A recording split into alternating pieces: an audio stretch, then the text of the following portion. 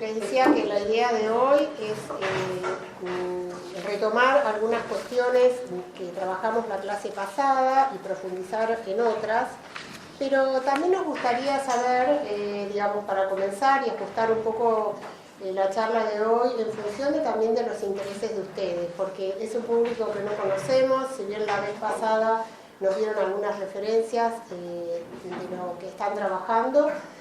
Nos gustaría saber si quedó alguna inquietud o algún tema que quisieran profundizar a partir de la charla del viernes pasado.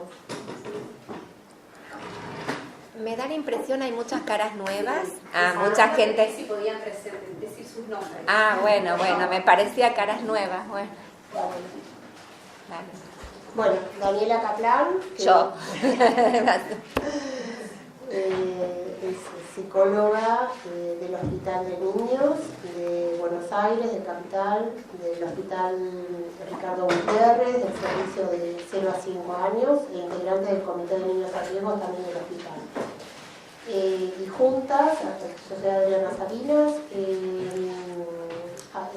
además psicoanalista asesora en el Congreso en relación a la legislación de familia y salud. Y juntas también trabajamos en la Universidad de Buenos Aires. Yo fui docente en la cátedra de Freud muchos años y estamos en el posgrado con Alicia Hartman.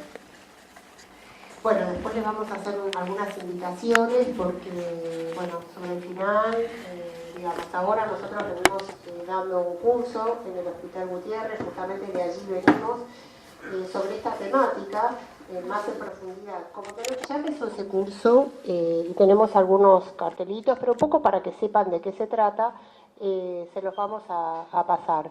Y luego también, invitarlos, a partir del mes de mayo, vamos a dar un curso a través de Extensión Universitaria de la Facultad de Psicología, UBA, con sede en el Hospital Gutiérrez, durante 2 meses, los viernes, de 2:30 a 2 de la tarde, sobre, clínica de niños. El título se llama El niño súbdito de la estructura. Vamos a trabajar un poquito este tema porque me parece que se entrecruza con lo que venimos pensando y transmitiendo y transmitimos la clase pasada. Algunas cosas para la gente que no estuvo las vamos a retomar hoy. También hacerle alguna otra invitación a un espacio clínico que tenemos, que es el 14 de abril, va a ser la apertura Alicia Hartman y tenemos como invitado especial a Norberto Ferreira. Eso es el sábado 14 de abril a las 10 de la mañana. A quienes le interesen, pasamos la dirección porque es en Capital. Mientras piensan, ¿alguna pregunta, comentario, inquietud?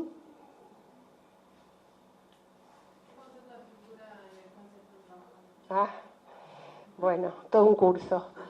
El concepto de estructura que tomamos, lo tomamos a partir de del concepto teórico de Lacan. ¿Cómo? Bleichmann lo tomará de Lacan, lo toma de, ¿cómo? De Laplanche. Nuestro sustento teórico, sin dejar de tener en cuenta los aportes nuevos y las discusiones, son de Freud y de Lacan. Ahí nos posicionamos, y esto lo dijimos en la clase pasada y lo sostenemos, nuestro corpus teórico es el psicoanálisis a partir de su fundador, Freud, y de la lectura, de la obra de Jacques Lacan. Entonces, sí, nos parece que para justamente tener en cuenta, perdón, pero no nos llevamos muy bien con la tecnología.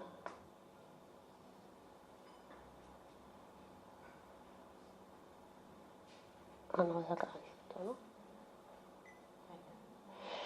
¿no? Nosotros decíamos que un poco el título de estos encuentros son Niños, Adolescentes y Familias en su articulación con las leyes. Y le decíamos la clase pasada que... ¿se puede bajar un poquito esto? Pues yo estoy mirándome, a ver si... No soy tan alta. A ver. No.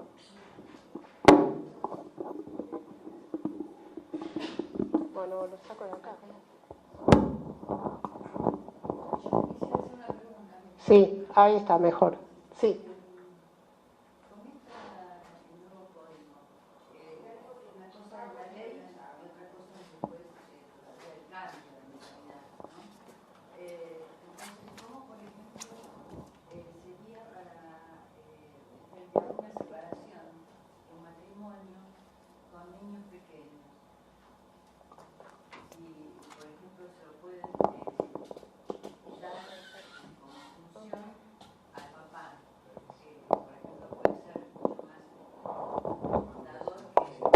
Ahí está, perfecto.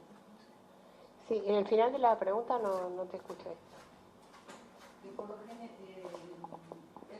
Sí, en los casos de separación... Sí, de niños muy pequeños, Sí. si se puede dar como, como contenedor al padre, como figura en cuanto al cuidado. Bueno, a ver, me parece que tu pregunta puede abrir la dimensión que queremos abordar hoy, ¿no? O sea, la clase pasada dijimos que no podíamos decir que el Código Civil es un código psicoanalítico, pero a nosotros nos interesa y nos interesó hacer la transmisión de estas leyes, de esta legislación, porque nos parece que tienen muchos puntos en común y que en realidad la legislación acompaña los cambios que se fueron realizando en la estructura, en las estructuras familiares.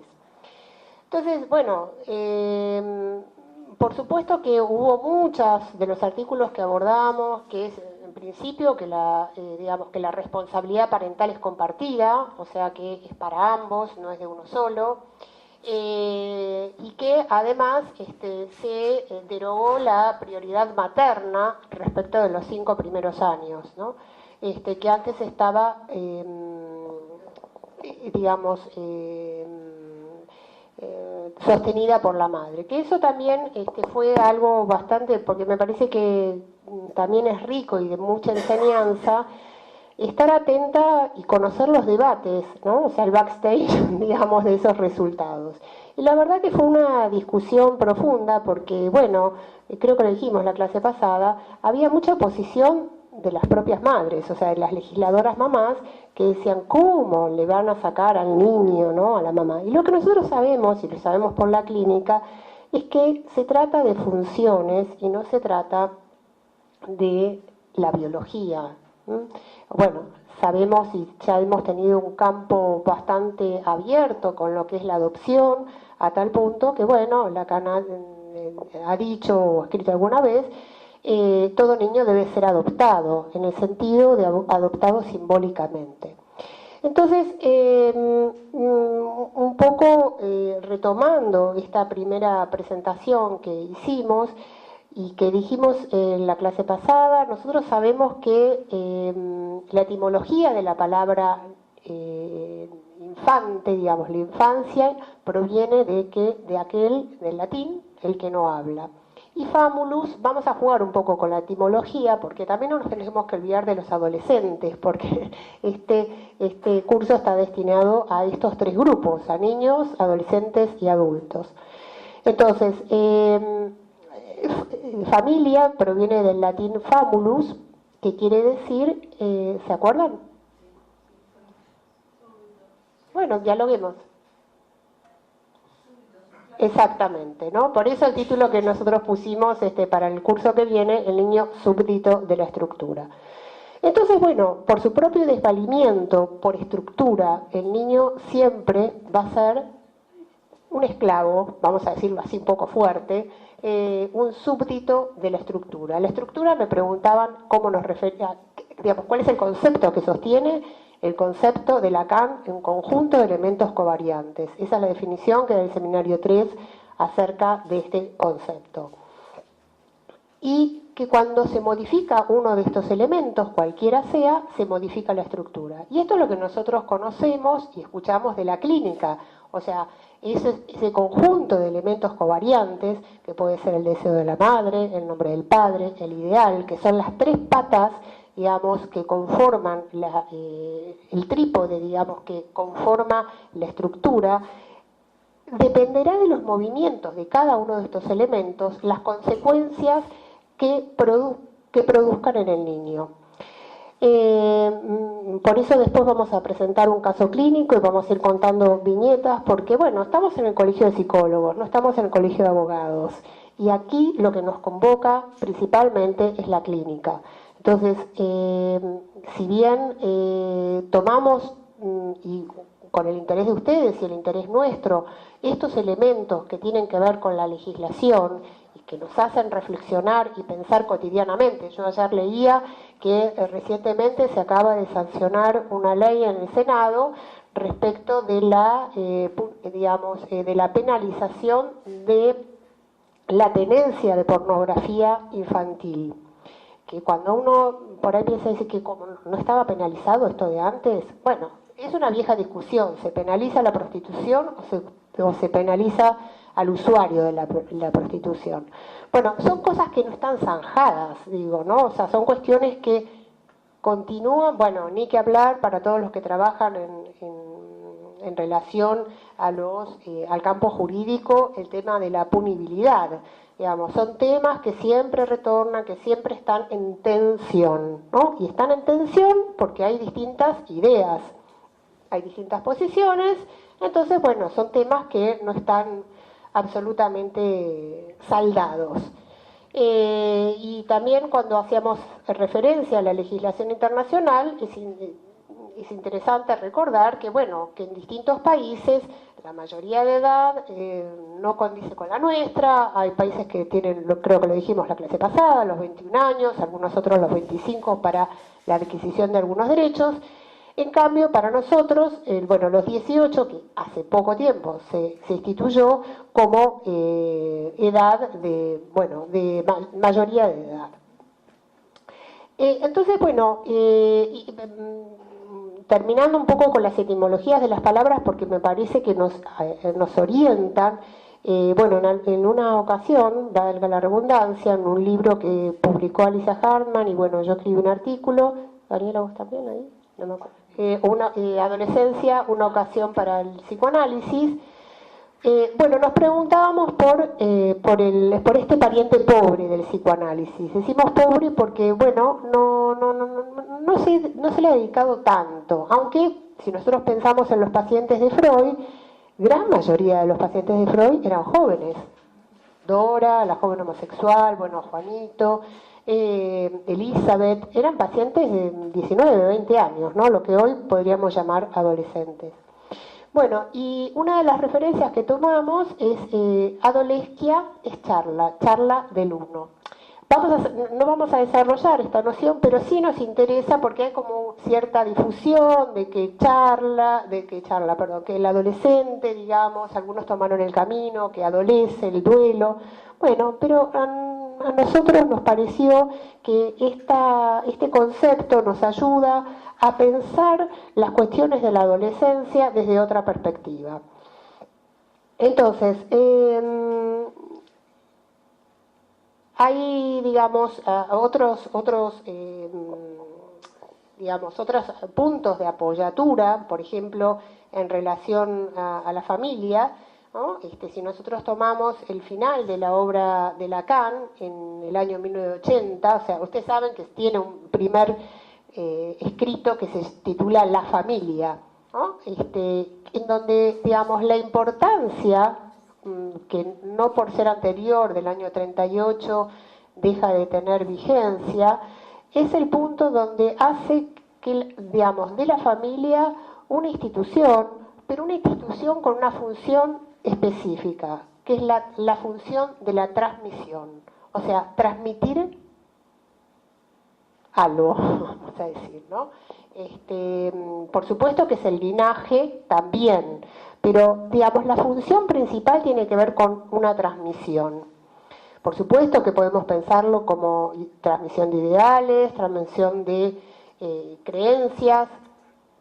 Y les decimos estos, digamos, puntos conceptuales desde donde podemos pensar y articular lo que trabajamos la clase pasada, ¿no? Y como punto final, en relación a la obra de Lacan, en 1980, en la clase, digamos, que se tituló en disolución, allí Lacan dice, digo, para si lo quieren buscar, dice, la familia es producto de un malentendido. Malentendido no es, bueno, de hecho, nosotras, uno de los libros últimos que publicamos, donde ahí Daniela tiene también un artículo, bueno, yo trabajé 2 y trabajamos con Alicia Hartman, y este es el libro que vamos a dejar de regalo en la biblioteca del colegio aquí. Se llama El malentendido de la estructura. Y después voy a hacer una mención porque me parece que hay 2 temas que pueden interesarles, especialmente en relación a la temática que estamos trabajando.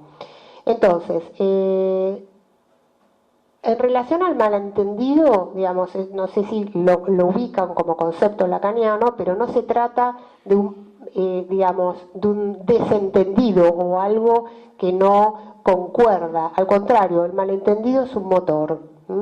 Y la familia, digamos, siempre está llena de sobreentendidos, podríamos decir, ¿no? De sobreentendidos, por supuesto. Desde el punto de vista freudiano lo podemos pensar a partir de otro concepto como la novela familiar, ¿no? Pero bueno, la familia desde este punto de vista podría ser algo así como una ficción ideal.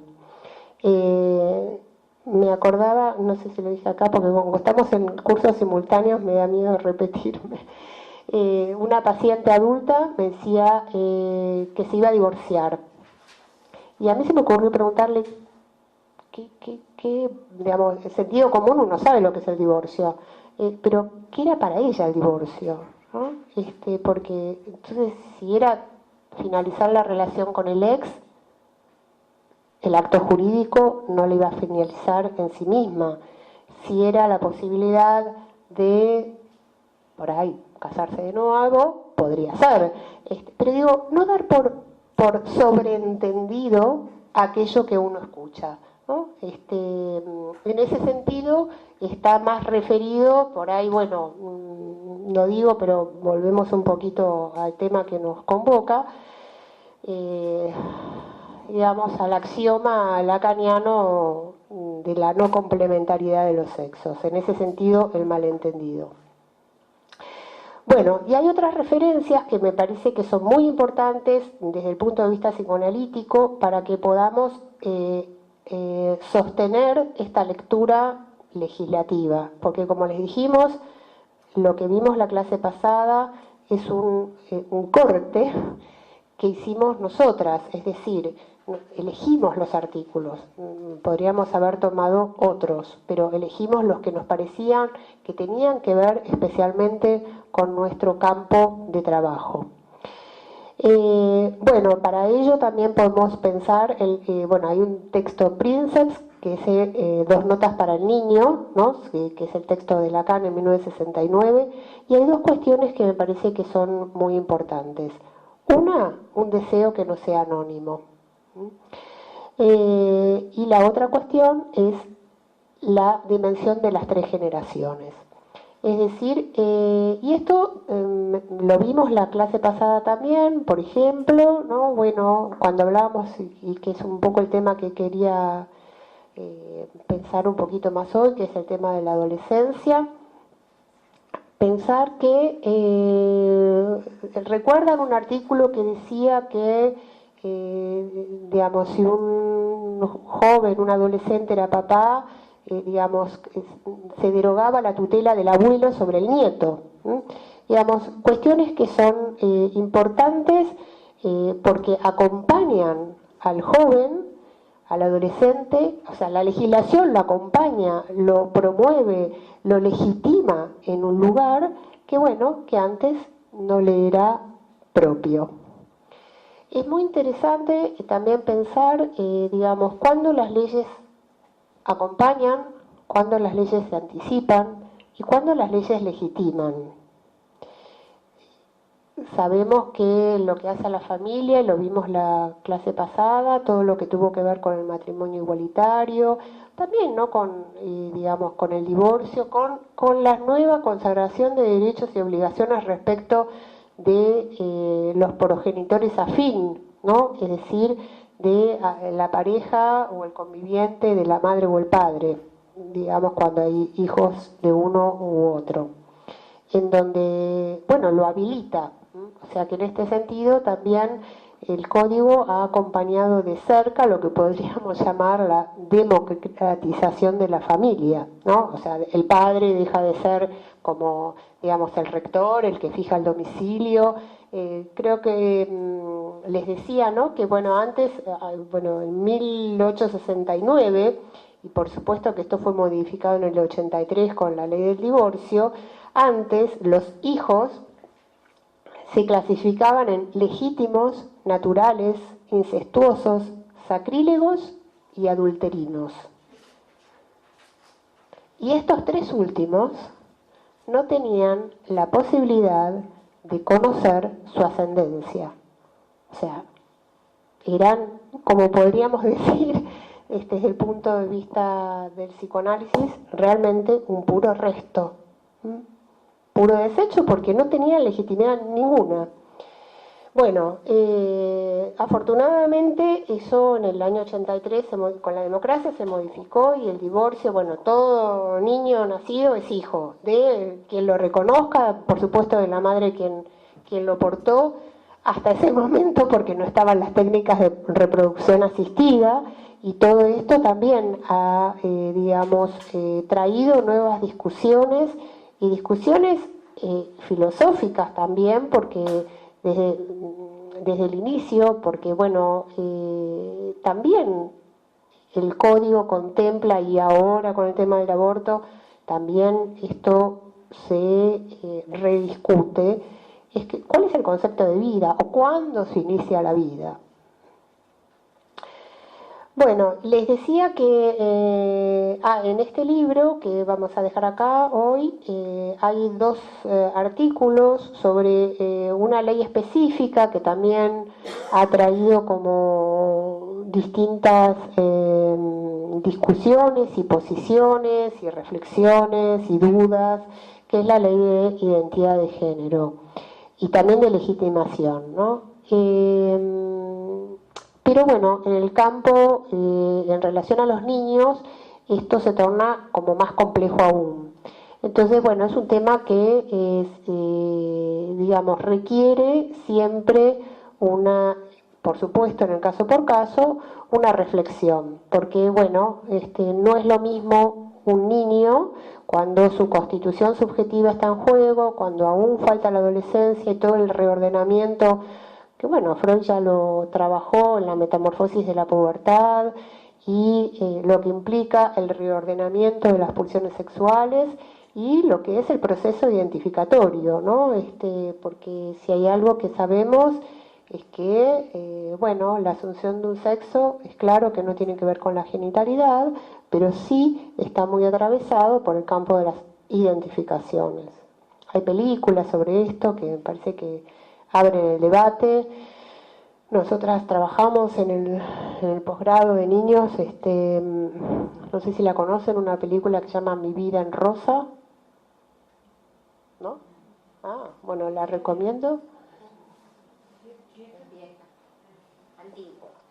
Sí. Debe ser de los 80, más o menos. No, a ver, les estoy diciendo cualquier cosa. Sí, no, 90. Es un cineasta belga. Es muy linda la película, la verdad que vale la pena que la vean. Y bueno, en realidad uno de los artículos yo me baso en esa película, así que me gustó mucho. Y es un nene de 8 años que quiere ser nena. Entonces toda la película gira en relación a este niñito. Y la verdad que la mirada del director es una mirada muy aguda, donde, bueno, no emite juicios, sino que, bueno, muestra algunas posiciones de la familia y de este niño. También está la película argentina, que esa quizás la conocen, que es XXI. Bueno, esa sí la han visto. Pero bueno, donde allí, digamos, el eje está más sostenido en una cuestión de orgánica, ¿no? De hermafroditismo, donde hay que tomar una decisión respecto de, bueno, de la asunción de un sexo. Pero bueno, ambas son muy interesantes. Nosotros en el hospital Tobar García, saben que es el hospital de psiquiatría infanto-juvenil que queda al lado del Borda. Por cuestiones de distancia yo no pude seguir, pero habíamos hecho un programa y di un par de años la materia de familia y sociedad a los médicos residentes la especialización infanto-juvenil en psiquiatría, y habíamos armado un programa con Adriana Meléndez que tenía que ver con las leyes y también articulados con películas. Digamos, porque como los psiquiatras por ahí no tienen el corpus teórico que podemos compartir aquí, nos servían mucho algunas de ellas, ¿no? Que si les interesa, me parece que para abrir estos debates son muy interesantes, ¿no? Sobre todo también estaba pensando en lo que quería abordar ahora, que es el tema de la adolescencia, donde, bueno, realmente hay cuestiones que me parece que bueno, que el cine, así como tanto Freud como Lacan, se sostuvieron en diálogo permanente con la literatura, con el teatro, con el arte. Bueno, el cine es un muy buen interlocutor.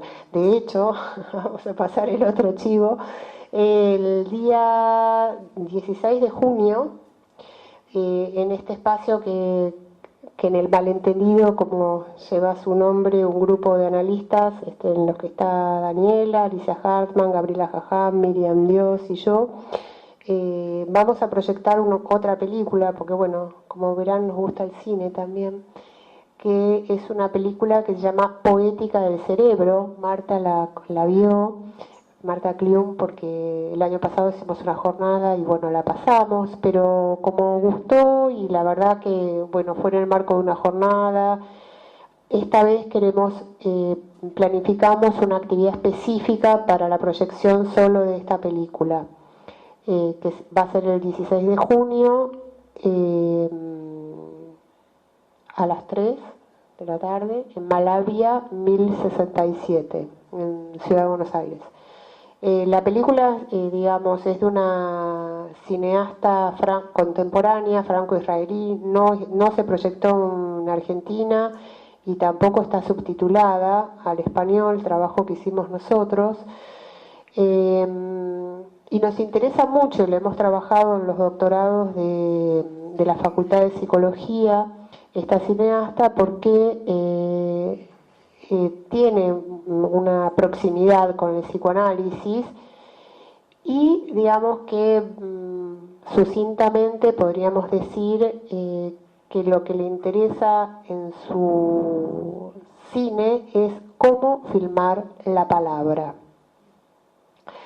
Entonces, bueno, les cuento esto nada más que para interesarlos y que vengan a la proyección. Se llama Nurit Aviv, N-U-R-I-T-H. ¿Tenemos? No, hay otro acá.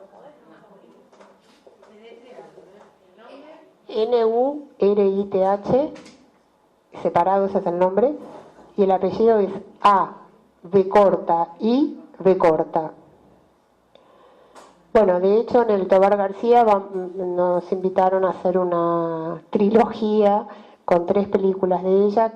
Una se llama De una lengua a la otra se llama Announce, que es el anuncio, que trabajó Daniela Kaplan, y esta tercera que se llama Poética del Cerebro, que es muy interesante porque no es un documental, porque ella interviene, digamos, ella hace entrevistas a neurolingüistas, a psiquiatras sobre el tema del cerebro, por eso se llama Poética del Cerebro, ¿no?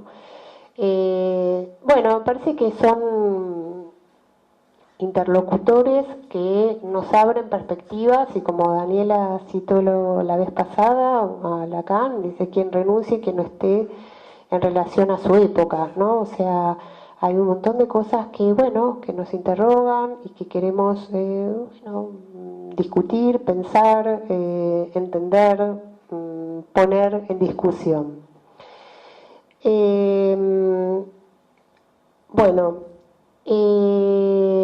Retomando entonces un poco el hilo de las familias y los adolescentes, ¿no? Podríamos decir, por supuesto, que nosotros sabemos que una de las referencias más fuertes es la que toma Freud a partir de la tragedia de Sófocles, ¿no? De Edipo. Pero podríamos preguntarnos, en relación a esto que hablábamos de las funciones, ¿cuál es la función de la familia? Dijimos, una transmisión. Ahora, en ese orden de transmisión, podríamos preguntarnos, siguiendo la partitura de Sófocles, Layo se constituye en padre cuando nace Edipo o cuando Edipo le da muerte. ¿Cómo? Bueno, ¿por qué lo decís? Exactamente, ¿no? Bueno, entonces parece que desde esa lectura uno puede pensar justamente en la función, en a quién nomina el niño como tal.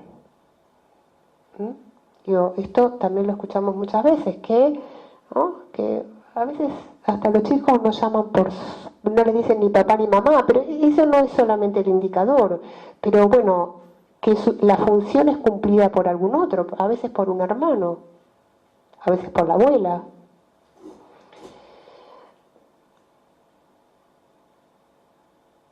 Me interesa, que me lo salteé, también destacar una cita de Aristóteles en La Política, donde dice: la familia es la comunidad constituida por naturaleza por satisfacción de lo cotidiano, por lo que podemos llamar los del mismo comedero. Digamos, ¿no? O sea, desprendiéndose absolutamente, de la biología, del parentesco, sino por aquellos que comparten el pan. Y también sabemos que, siguiendo esta línea, más allá del Edipo, Freud, en el texto Luminoso, se pregunta, ¿no? ¿Cómo es posible que lo familiar devenga ominoso, devenga extraño, como aquello más íntimo y más extraño o extranjero a la vez? Son ideas, lugares desde donde podemos pensar esta dimensión de la familia, ¿no? O sea, en el sentido de que, sabemos que son lazos repletos, como decía Platón, repleto de pasiones, ¿no? Porque repleto de amor, odio, envidias, celos. Lacan, en Joyce y el síntoma, en el año 75, nos dice: creemos que somos nosotros los que hablamos, pero es nuestra familia quien nos habla. Y esto es muy importante, lo dijimos la vez pasada también, ¿no? Cuando uno intenta escuchar a un niño, ¿qué escucha? ¿Escucha su conciencia? ¿Escucha lo que...? O sea, sí, obviamente lo escucha, pero ¿a qué está atento? ¿A lo que efectivamente pronuncia? ¿Al equívoco? ¿Al dibujo? ¿Al juego? ¿Qué lugar le da uno al juego? ¿No? Parece que sobre esto tenemos la suerte de tener como mucho recorrido ya, o sea, mucha experiencia. Eh, Hoy nos reíamos un poco porque en el curso que estamos dando en el hospital hay una chica jovencita venezolana, ¿no? Entonces se fue muy trastornada, sí, recién llegada, muy trastornada porque en la clase pasada habíamos dicho que el autismo no era un deterioro neurológico, estrictamente o únicamente. Entonces vino a la clase y dijo, no, por favor explíqueme esto, porque, bueno, y realmente las otras residentes y concurrentes dijeron, bueno, elegiste el hospital equivocado, porque acá se piensa de esta manera. Entonces ella estaba como muy asombrada porque, bueno, nos dijo, ¿no? O sea, toda digamos, la formación de ella es, digamos, cognitiva conductual y, bueno, se empieza a encontrar con cosas que jamás impensables. Bueno, sabemos que, también lo habíamos dicho, podríamos preguntarnos, ¿no?, cuáles son los efectos de las transformaciones de las familias contemporáneas en la constitución del sujeto. A veces cuando se instituyen estas leyes están como fue muy interesante la discusión con el matrimonio igualitario, ¿no? Porque había quienes sostenían que, bueno, que si se aceptaba el matrimonio de dos hombres iba a ser un mal ejemplo, que los hijos iban a ser homosexuales como sus papás. Pero era tan débil el argumento porque efectivamente esos hijos habían nacido de matrimonios heterosexuales. Entonces, bueno, evidentemente no es hereditario. El tema es, la misma pregunta se podría aplicar a una pareja heterosexual. Digamos, esta es la cuestión, ¿no? Digamos, ¿cómo si, digamos, porque por ahí me parece que la pregunta podría ser cómo se inscriben las identificaciones o cómo se soportan las identificaciones. Y a veces las identificaciones no solo son, digamos, bueno, por supuesto que está la identificación al rasgo, la identificación primera y la identificación tercera, digamos, ¿no? O sea, es el conjunto identificatorio que además, no es que además, me acuerdo en París con Geneviève Morel, que tuvimos una entrevista, ella tiene un libro muy, muy interesante, digamos, no es de una vez y para siempre, digamos, porque pensar que el adolescente sale con una, y lo voy a decir así fuerte, con una identidad sexual, digamos, sabemos que no es así.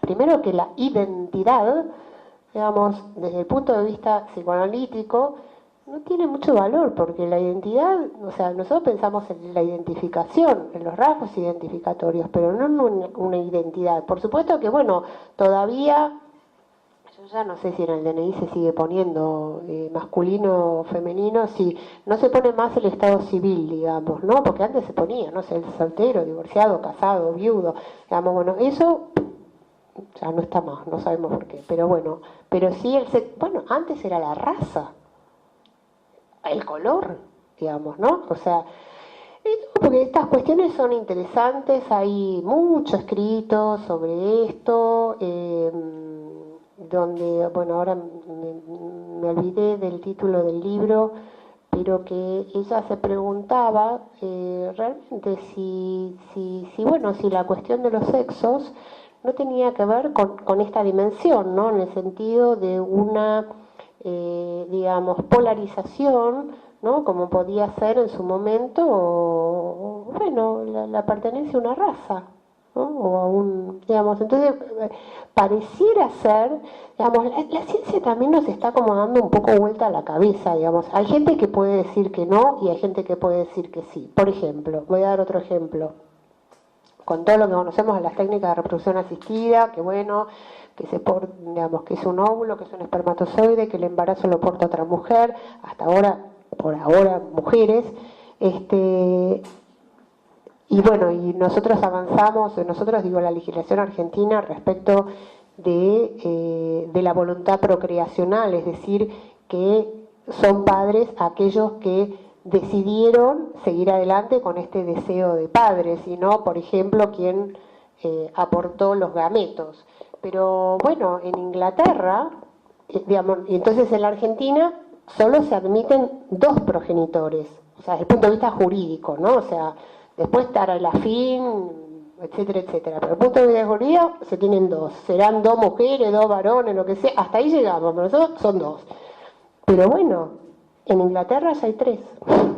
O sea, se aceptó la, digamos, parentalidad, no me acuerdo si quien portó el vientre o quien aportó el gameto, bueno, no importa. Pero lo que quiero decir es que cambió, digamos, si sabemos que el matrimonio en nuestro país es monogámico, pero que en otros países tiene que ver con la cultura de su país y está, digamos, y no es el matrimonio monogámico, ¿no? O sea, un hombre puede sí tener varios matrimonios.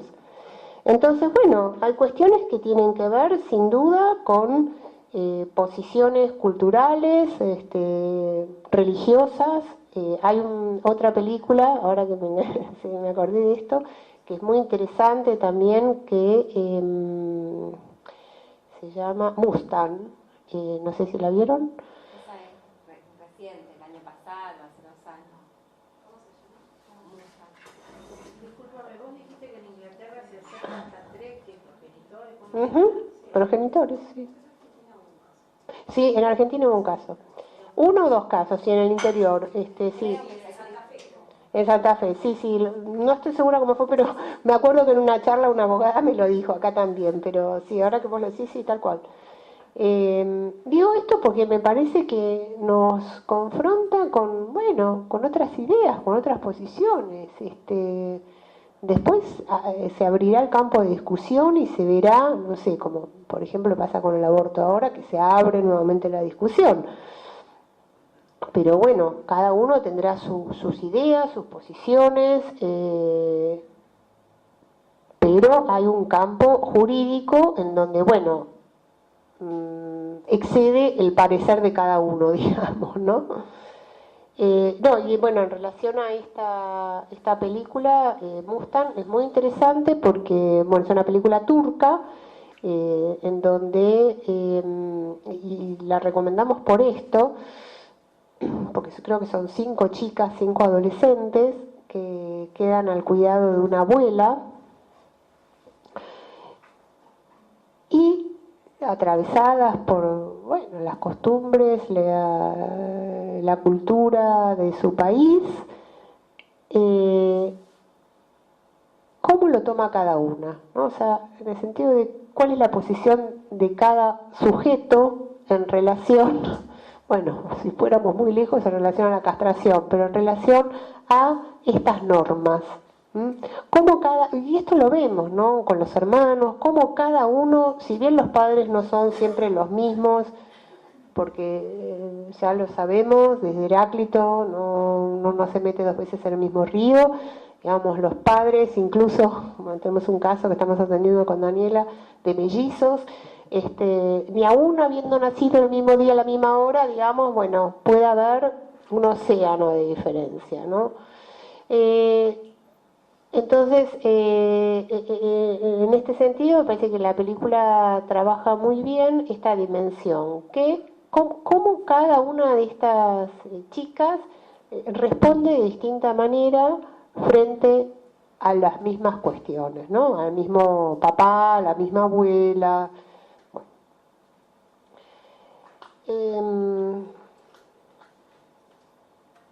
Bueno. Sí, me acordaba una viejísima película en relación a tu pregunta, que no sé, La jaula de las locas, ¿no? ¿No? Que después se hizo teatro y demás, pero ahí es no sé si te acordás, pero es un matrimonio de hombres y que acompañan a su hijo en el momento en que se encuentran con la familia de la futura mujer. ¿No? Digo, o sea, como ahí hay claramente, pone en escena esto de, bueno, cómo se jugaron las identificaciones en relación a 2 hombres, ¿no? O sea, que de todas maneras este otro personaje hace una elección heterosexual, ¿no?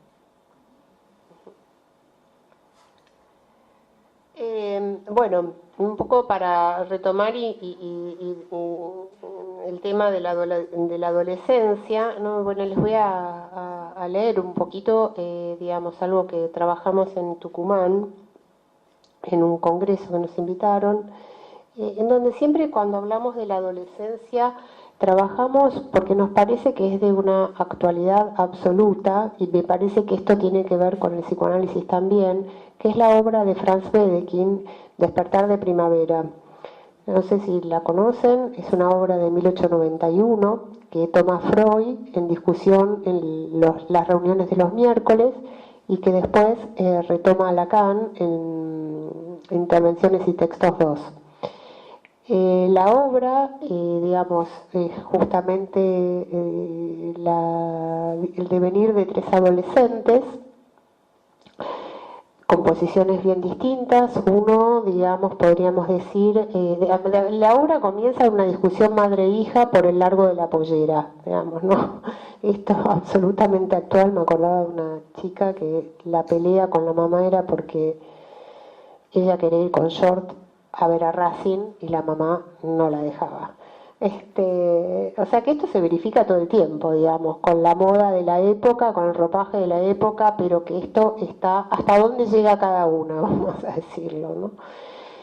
Bueno, y esta obra comienza con esta escena, y donde digamos, bueno, está la relación de esta chica con su mamá, y dos jóvenes, dos varones, en donde uno, digamos, tiene un alojamiento familiar, un alojamiento en el deseo, ¿no? Porque obviamente alojamiento no nos estamos refiriendo al confort de la casa, sino al alojamiento en el deseo materno. En cambio, el otro chico, bueno, sufría un rechazo por parte de su padre, cosa que nosotros escuchamos muchas veces cuando este deseo no se constituyó, y muy por el contrario hay un rechazo. Bueno, a tal punto, no importa, ustedes la obra la pueden leer en cualquier momento, el chico se suicida porque toda la obra gira alrededor de un texto. Lo inculpan a este chico de haber sido el autor de un texto que se llama nada más ni nada menos que El Coito, y ese texto nunca aparece en la obra. O sea, lo imposible de escribir, digamos, ¿no?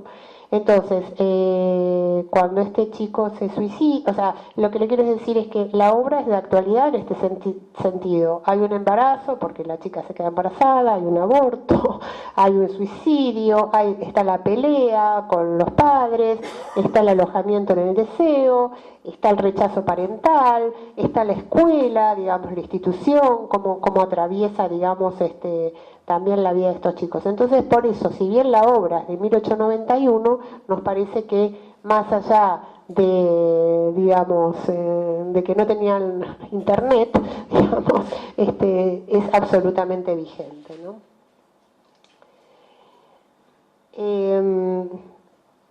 Bueno, entonces, como les decía, tomamos la referencia del seminario de Lacan de Upir, cuando dice que adolescencia como charla del rasgo unario como rasgo de goce, marca de la imposibilidad de escribir la relación sexual.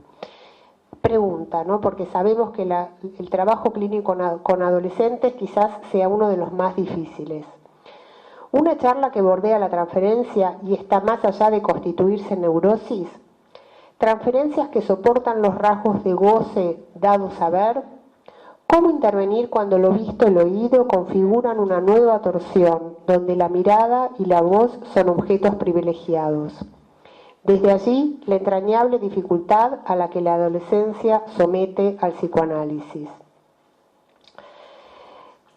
Sabemos que, si retomamos la pieza teatral, esta se desarrolla sobre el lazo entre los jóvenes de aquel momento, donde suben a la escena el acting y el pasaje al acto, dado a ver, en lo que les decía, un embarazo adolescente, un suicidio, el estrago materno, ¿no?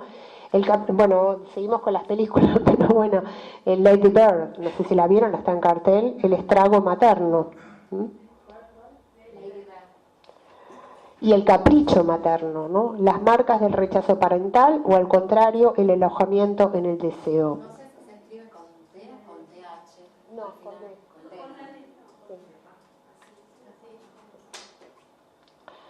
¿Cuáles son los significantes que dan marco a la estructura y que la actualidad reviste con nuevos ropajes? Nuestra contemporaneidad produce nuevas marcas, en ocasiones en lo real del cuerpo. Los cortes, las dietas anoréxicas, los tatuajes, piercing, las disciplinas del gimnasio, el exceso de alcohol, las cirugías. ¿Cómo interviene el lenguaje sobre lo real del organismo para que el sujeto tenga un cuerpo? ¿Qué ocurre cuando la lengua no muerde el cuerpo? ¿Cómo operar con la vertiente de las identificaciones, lo que vos preguntabas, familiares, y la vertiente de los acontecimientos del cuerpo que funcionan fuera de la identificación con el padre? Hay otro tema que nos interroga mucho, ¿no? Que bueno, yo lo dije esto de internet, pero me parece que tiene que ver con bueno, la cultura de la imagen. Se está escribiendo mucho y hay mucho escrito, pero me parece que también nos sigue interrogando. La otra vez hablaba con unas pediatras y ellas me decían, ¿no? Pediatras jovencitas, residentes, dice, sí, dice, estás con la neonatología, el bebé de 3 meses y la mamá para que no llore le pone el celular. Digo, no, esto es algo que nos atraviesa en esta época de una manera, digamos, muy compleja, digamos, ¿no? Porque, bueno, obviamente no todos se prenden de la misma manera, porque vemos que hay niños absolutamente capturados y otros que no. La pregnancia de la imagen en hiperconectados pone en evidencia sintomáticamente cierta desconexión. Bueno, un ejemplo, un papá me decía de su hijo, ¿no? Dice, yo lo que pasa es que si le saco la computadora, siento que le saco las manos. O sea, hay un punto ahí donde algo de la función de corte, si hay algo de la función del padre que es paradigmática, es esta, bueno, ¿no? Lo podemos pensar desde la metáfora paterna, ¿no? Poner tope a un exceso de goce, porque no es de deseo, no es de cariño, de amor, no, es un goce que está en juego, al cual el padre no puede, ¿no?, producir el corte. Bueno,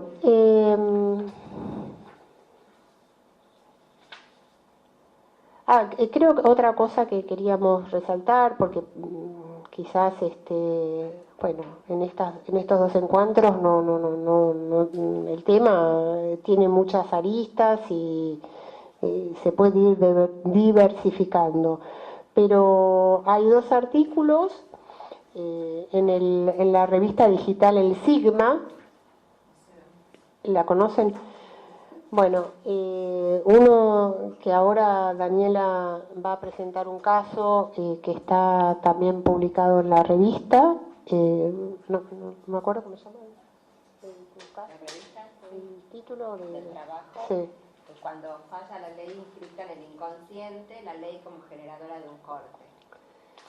Y el otro trabajo, que para quienes no vinieron la clase pasada, es una buena síntesis y está, me parece que bien ordenado. Es un trabajo, también buscan Salinas Ley en el Sigma y les va a saltar el trabajo, que justamente lo que trabajamos la clase pasada, que es las reformas que introduce el Código Civil en relación a niños, adolescentes y familias.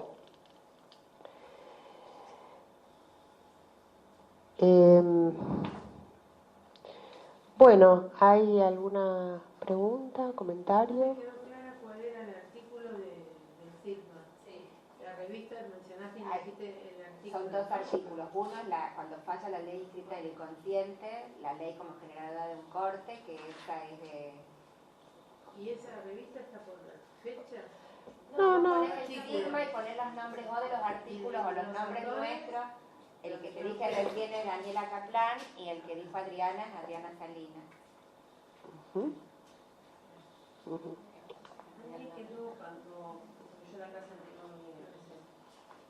cuando hablaste de estructura familiar, hablaste de un trípode. Ujú. Sobre la madre, sobre el padre y el palo que toca. ¿Cómo? Y el ideal. Ah, el ideal. Ujú. El ideal como haciendo de mediación, ¿no? Entre también, digamos, porque me parece que, bueno, y la peli, lástima que no. Sí, porque yo estaba pensando en esto de que digamos, la madre abusa, vamos a decirlo así, Ujú. como en una estructura, lo que se transmite, lo que yo tengo leído así, por ahí no demasiado estudiado, es precisamente algo del malentendido de la falla, digamos, de una falta, donde en esta trípode, si el niño queda en ese lugar de falo, que es lo peor que le puede pasar, digamos, tampoco da lugar a la metáfora paterna ni a la institución de un ideal, porque el ideal es posterior a una renuncia, para poder tener una salida de la estructura familiar. Sí, el niño tiene que ocupar el lugar de falo inicialmente, tal cual. Lo que pasa es que, bueno, digamos, en términos freudianos, digamos, el niño no es el pene, el tema es si se convierte, si se le da consistencia, ¿no? Y en tal caso, y el falo, por eso no es el pene, ¿no? O sea, el falo es un significante, es un representante de lo que falta, como vos decís, entonces sí está en relación a la falta. Me parece que también esto se verifica, me parece que clínicamente nosotros lo podemos, digamos, hay dos dimensiones, ¿no? Una dimensión psicoanalítica, digamos, el niño como falo, que tiene que ver más en relación a lo que podemos situar desde el punto de vista del narcisismo, ¿no? O sea, Freud ya lo dijo en Introducción al Narcisismo, su majestad del bebé, la libidinización, que como yo ya conozco el caso de Daniela, es lo que no ocurrió, ahora lo vamos a ver, y después hay, digamos, desde otra conceptualización, porque son otras, digamos, otros aportes teóricos, es lo que, digamos, Lacan introduce con el objeto, ¿no? O sea, que no es un concepto freudiano, es un concepto lacaniano, el objeto A, ¿no? El niño como objeto. Digamos, y en este sentido a nosotros nos sirve, digamos, nos resulta muy útil para pensar la clínica en el sentido de este tránsito hacia la constitución subjetiva, ¿no? O sea, esta noción de objeto nos permite pensar el tránsito hacia la constitución de un sujeto.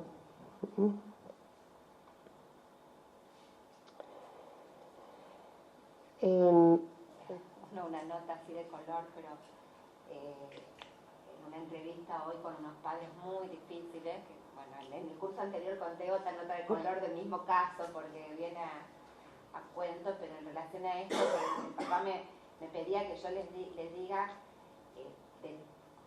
que le cuantifique cuántos ítems para la constitución subjetiva había alcanzado su hijo y cuántos ítems le faltaba, ¿no? Un papá científico, muy inteligente, pero muy desconectado, sí, más que un obse, sí. Entonces yo, bueno, a veces uno se encuentra en esos bretes, ¿no? De que responde algo mientras piensa, ¿no? Como intervenir ahí sin que se arme una pelea, ¿no? Un debate. Entonces no sé muy bien qué le digo. Bueno, pensarlo así, le digo, de pasar de ser objeto, le digo, ¿no? Entonces me dice, bueno, pero vos decime, ¿qué elementos hay para que yo pueda decir que mi hijo es diferente a este sillón? Digo, ¿no? O sea, me parece que estaba clarísimo, ¿no? Es difícil responderle, pero ¿no? Pues, bueno, no hay respuesta posible, pero sí importante para pensar por qué a este niño le faltaban muchos ítems, ¿no? Siguiendo la lógica de él.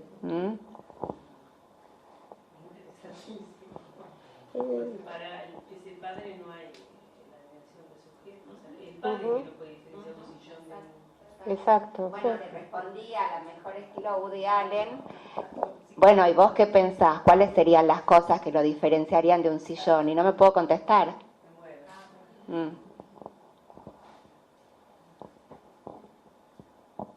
Sí,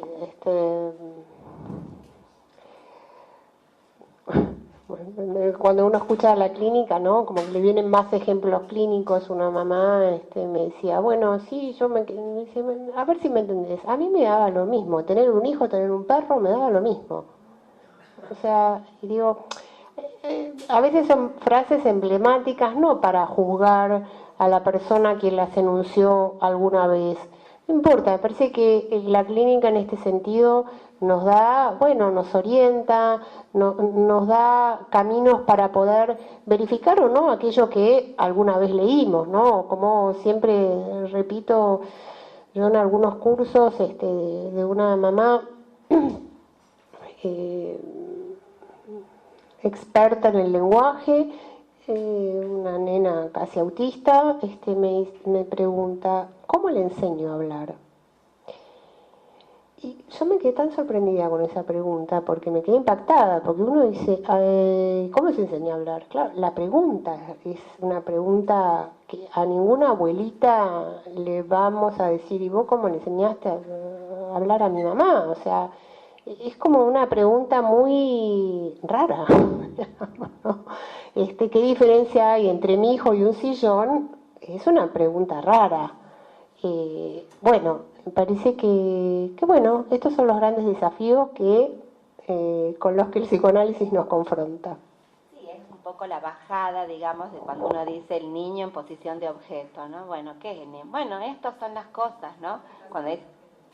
¿Cómo? Exacto. Digo, por eso te da cuenta después de por qué nos encontramos con el niño que nos encontramos.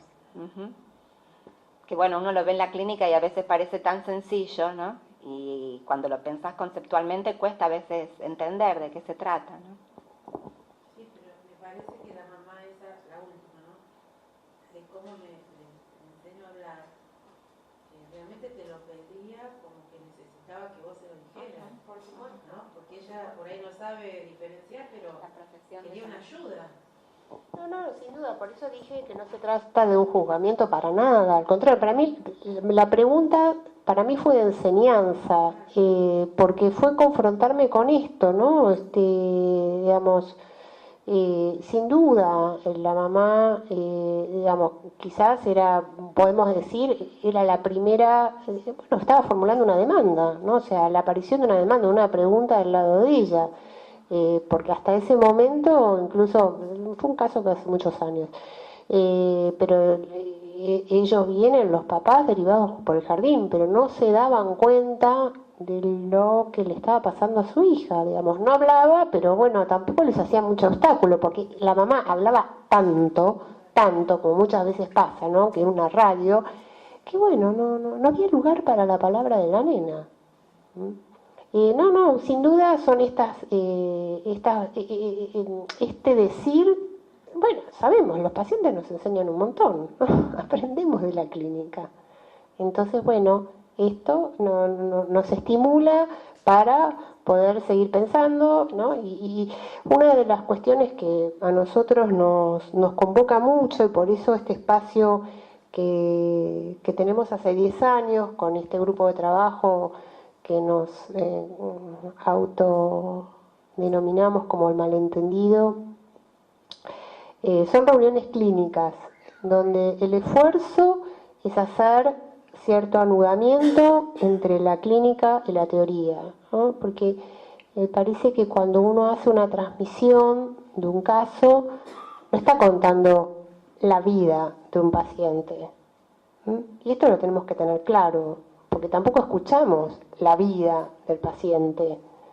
Escuchamos en atención flotante, no escuchamos todo. En una época se grababan las sesiones, bueno, ahora grabamos la clase, yo qué sé.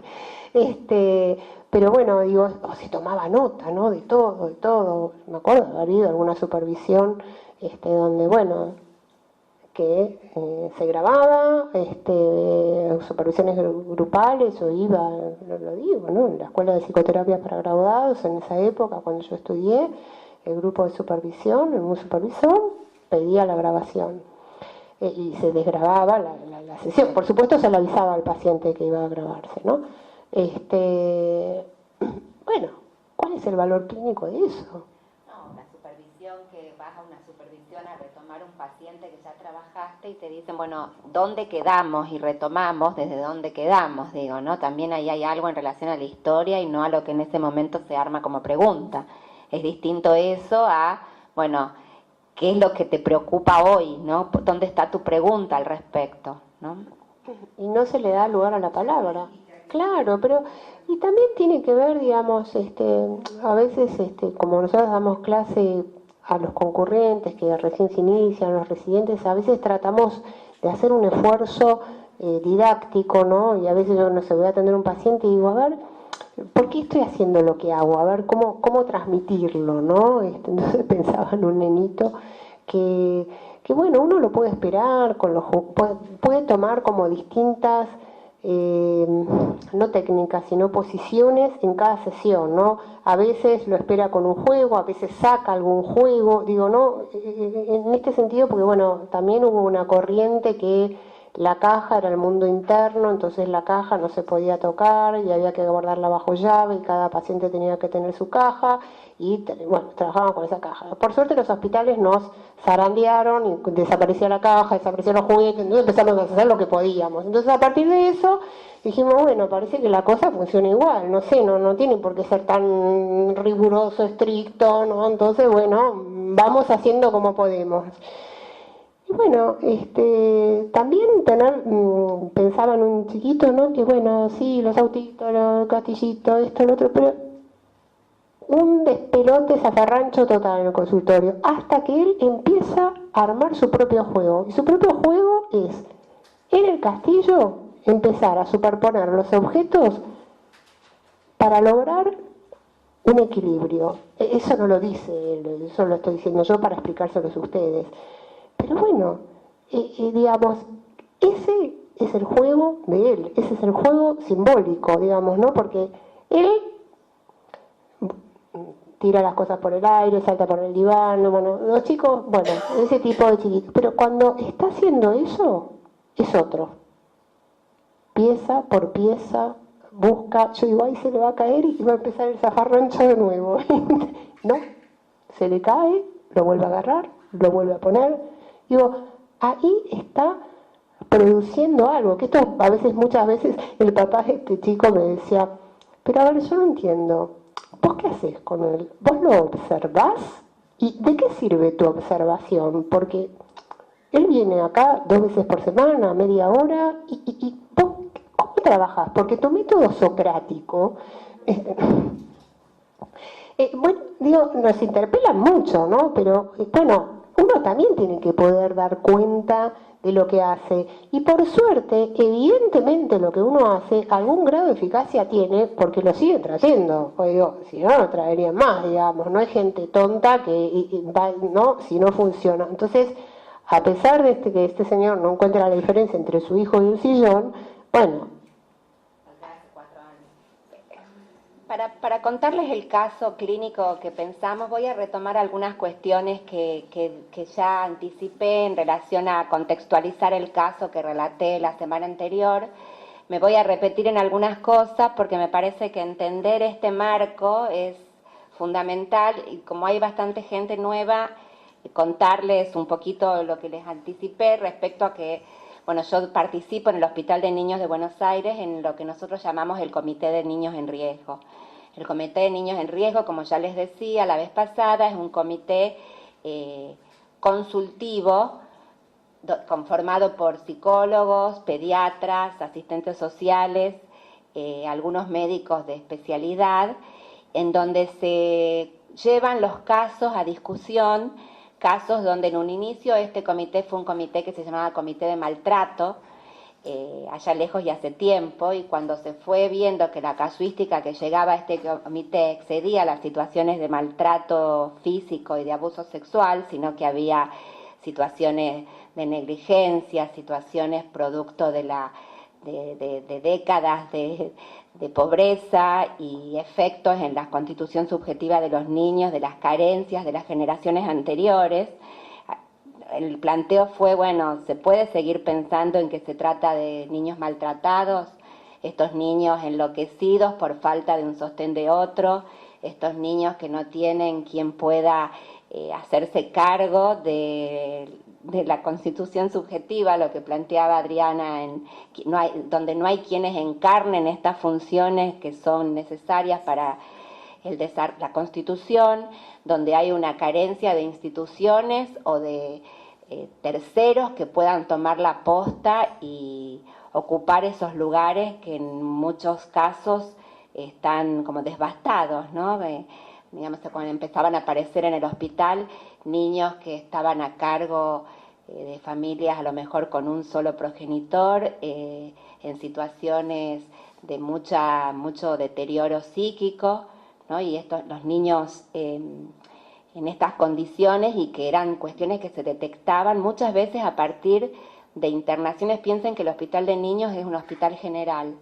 Entonces estos niños enloquecidos muchas veces llegaban por clínica, porque no sé, porque se habían caído, tropezado y no sé, desde una pequeña herida que no es atendida en su momento y que se convierte en una situación infecciosa y se detecta en la escuela, y entonces la escuela interviene para que llegue al hospital, hasta situaciones dramáticas como un niñito que estuvo internado hace muy poquito tiempo con una infección renal muy grave, que costó mucho como detectar cuál era el origen de esta infección, y fue muy impactante porque yo nunca lo había escuchado. El origen era piojos. O sea, ¿hasta qué punto tiene que llegar el descuido, ¿no?, por la periculosis para que esto se convierta en una infección renal, ¿no? O sea, no se curan los piojos, los chicos se rascan, entran bacterias, bueno, digo, todo. Entonces, a partir de esta situación clínica médica, empezaban como a detectarse situaciones en las que uno puede pensar que se trata también de un maltrato, pero se amplió la denominación a niños en riesgo porque a veces el maltrato podría como implicar una responsabilización más consciente. No, es para discutir también eso, pero tomando el término más de un ámbito más punitivo o jurídico, pensar en el momento de la fundación, que tiene ya como 40 años, y esto fue mutando y se pasó a denominar Comité de Niños en Riesgo. Este comité no tiene un poder de decisión, es un comité articulador entre los espacios clínicos, o sea, la asistencia del psicólogo, del trabajador social, del pediatra, y la vinculación con las otras instancias, hoy en día y a partir del nuevo código, con lo que se llaman los consejos de niños, niñas y adolescentes en el ámbito de la Ciudad de Buenos Aires y los consejos zonales en el ámbito de la provincia y de las jurisdicciones de las distintas provincias que, bueno, tienen la organización particular. Entonces, frente a una situación de conflicto, se arma un trípode de asistencia, como les decía, multidisciplinaria, un trípode de malentendido, porque es en el discurso de nuestro hospital tiene una tradición psicoanalítica muy importante, digamos, ¿no? Como hay una marca con distintas corrientes, distintas líneas, pero en general quienes se forman en el campo de la salud mental en el Hospital de Niños tienen una formación psicoanalítica. Los trabajadores sociales con elementos que aportan de su discurso y de su formación, y el discurso médico, o sea, que es el discurso hegemónico, preponderante, y me sale decirlo, entre nosotros no le cuenten a nadie, mandón, ¿no? Digo, entonces, bueno, es permanentemente discusiones que no buscan llegar a un acuerdo, una uniformidad de pensamiento, pero sí a poder sostenerse y trabajar en este malentendido que enriquece el devenir de las situaciones y como poniendo siempre el eje en el niño, ¿no? O sea, hay un punto importante porque recuerdo ahora un caso, una situación de un niño que también había llegado por una causa clínica, un puber al hospital. ahora olvidé cuál era la razón clínica por la que llegó, no era una situación de gravedad, el chico se lo interna, muchas veces se interna a chicos que en una situación normal, iba a decir, no es normal, pero digamos habitual, no se lo internaría, digamos, la situación clínica no amerita una internación, pero muchas veces cuando se detecta en la guardia, cuando llegan estos chicos que no hay posibilidad de contención para... A veces, por ejemplo, se puede internar un chico que necesita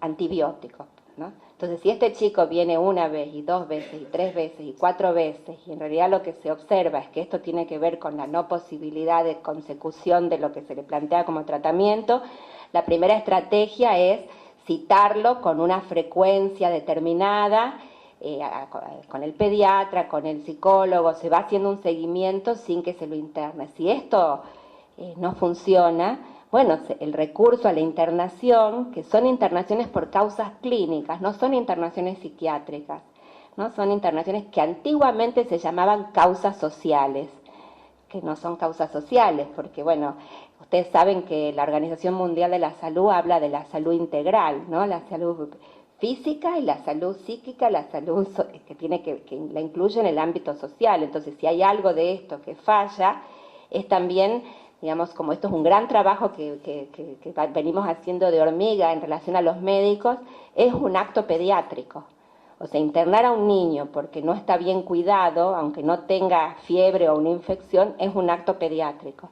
Y es una lucha permanente, porque nosotros proponemos la internación y nos dicen, internenlo ustedes. Internenlo por salud mental. No, no es salud mental. No hay una patología psíquica por la cual, no se trata de un brote psicótico que necesita que... Es una internación pediátrica, pero que atiende en todo caso al bienestar integral de este chico. Entonces yo les decía que el eje y lo central tiene que ver con el bienestar de los niños, y esto es un tema bastante complicado también, pero que, bueno, uno tiene como que situarse en el ámbito que trabaja. Recuerdo en este caso este chico que yo les decía que se interna por una cuestión menor en el plano de lo físico, pero lo que se detecta es que, bueno, está al cuidado de un padre que está severamente perturbado en su psiquismo. Este chico era un chico con muchas condiciones, un chico con... aprovechó todos los dispositivos que el hospital ofrece, o sea, el hospital tiene una escuela hospitalaria, el chico iba a la escuela hospitalaria, tiene colonia de vacaciones, justo le tocaron las vacaciones de invierno, iba a todos los talleres que la colonia de vacaciones le ofrecía. Hay un dispositivo que se llama Living, que es contraturno por las tardes, que es un living que funciona para los jovencitos, los púberes adolescentes, donde están, ¿no? O sea, están ahí, pueden ver películas, ver revistas, conversar entre ellos, hay, qué sé yo, para tomar Coca-Cola. Tiene con un modo de estar en el hospital diferente, el IVA. O sea, todas las propuestas que había, era un pibe ávido, ¿no? Bueno, y el papá, bueno, lo que se fue viendo en el trabajo es que, bueno, que era un señor que había salido de una internación psiquiátrica, que una vez externado no había continuado con los tratamientos, o sea, no estaba en tratamiento ni psicológico ni psiquiátrico. No me quiero extender sobre esto, no era el caso que tenía pensado contarles, pero en relación a este señor, cuando se le propone que se consiga una vacante para que este chico esté en un colegio en ese momento, bueno, uno recurre a lo que hay, ¿no? Es bastante artesanal en este punto, y se ubica un colegio religioso que tenía a los chicos pupilos de lunes a viernes,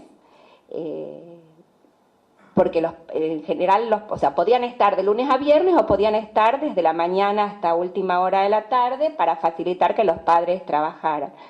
Y entonces se consigue una vacante ahí, y en los informes que se elevan a los organismos de protección del niño, lo que se plantea es que esto habilitaría a este señor a trabajar, que era una de las cuestiones que él planteaba como dificultad, la carencia de medios económicos, y por otro lado permitiría que este chico, además de la actividad escolar donde él realmente se destacaba, pudiese tener talleres que funcionaban por la tarde, y era como les decía, un pibe ávido y nunca voy a olvidar la respuesta del padre, que el padre lo que dijo es que que él no se iba a separar de su hijo y que si se tenían que morir de hambre los dos juntos en la calle, se iban a morir de hambre, ¿no?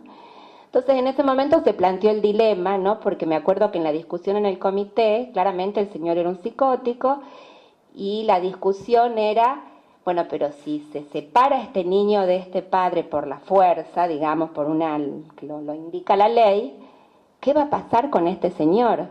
Quizás hace un brote, ¿no? Era algo que se planteaba y que era algo a considerar. Pero recuerdo que la coordinadora del comité, que es pediatra, dijo, bueno, si ustedes lo dicen, digo, en relación a los profesionales de salud mental, es posible, pero nosotros aquí somos un hospital de niños, entonces tenemos que pensar en el niño, ¿no?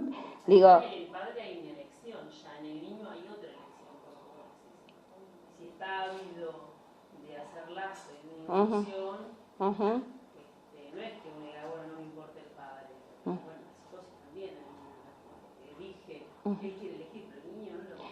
Claro, eso sí es cierto lo que vos decís, pero además lo que yo quería como marcar con esto, además de lo que vos decís, con lo cual estoy de acuerdo, es cuando retomando esto que hablamos en la clase anterior de estas instancias como articuladoras de la ley escrita, ¿no? Que uno podría pensar en el comité como una instancia mediadora, pero que lo que tiene, de lo que se ocupa de algún modo es de interceder en relación a cuando la ley escrita, la ley jurídica se hace necesaria, intervenir, y justamente lo que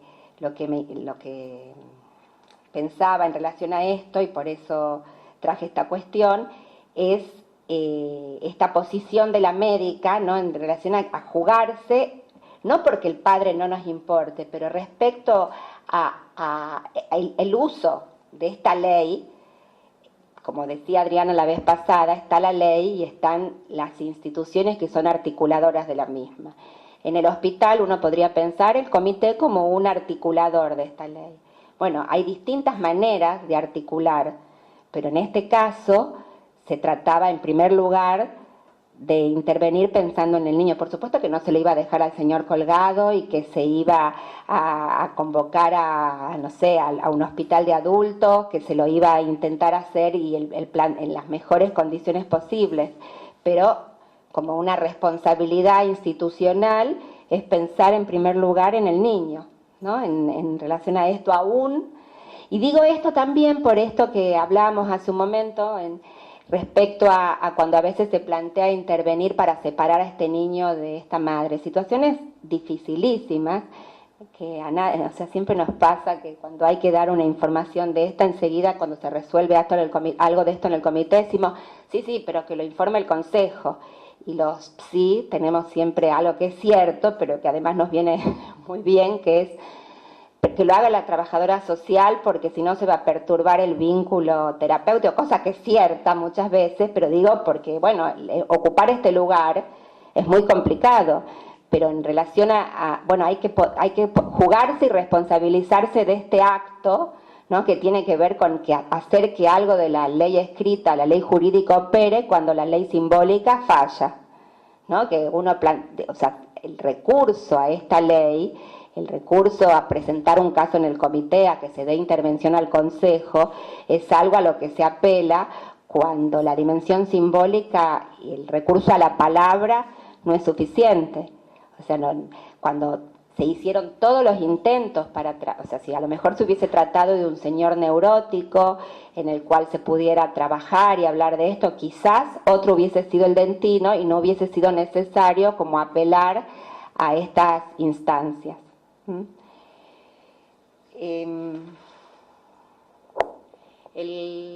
Yo quería... Me va a agarrar tortico.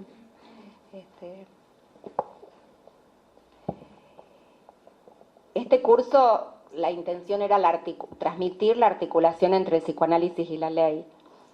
Y en la inserción del discurso del psicoanálisis atraviesa la intervención, ¿no? La intervención como la pensamos en el hospital de niños. Desde el hecho de que existe un profesional de salud mental que está directamente vinculado a la atención del niño, digo, en este trípode hay un trabajador de salud mental, lo digo así ampliamente, en el mejor de los casos y muchas veces en este hospital con formación psicoanalítica. Y además el psicoanalista, el trabajador de salud mental que está inserto en el comité de niños en riesgo, donde se convierte en una escriba de lo que se escucha, digo, en esta posibilidad y este recurso que nos da nuestra formación en el campo del psicoanálisis, de poder escuchar más allá de las palabras efectivamente pronunciadas, ¿no? Entonces el atravesamiento de este discurso tiene esta doble vertiente, ¿no? La función del psicoanalista en el comité la pensamos como una posibilidad de sostener la inclusión de la subjetividad del paciente, ¿no? O sea, de alguna manera poder hacer presente todo el tiempo esta dimensión subjetiva, que piensen ustedes de lo que estábamos hablando. Estamos en un hospital general de patología grave, un hospital de alguna manera de excelencia, ¿no? O sea, es como un hospital a donde son derivados los casos que en otros lugares no pueden ser atendidos, un hospital donde funciona el comité de fibrosis quística, digo, por decir cualquier cosa, algún ejemplo, referente de la Argentina, ¿no?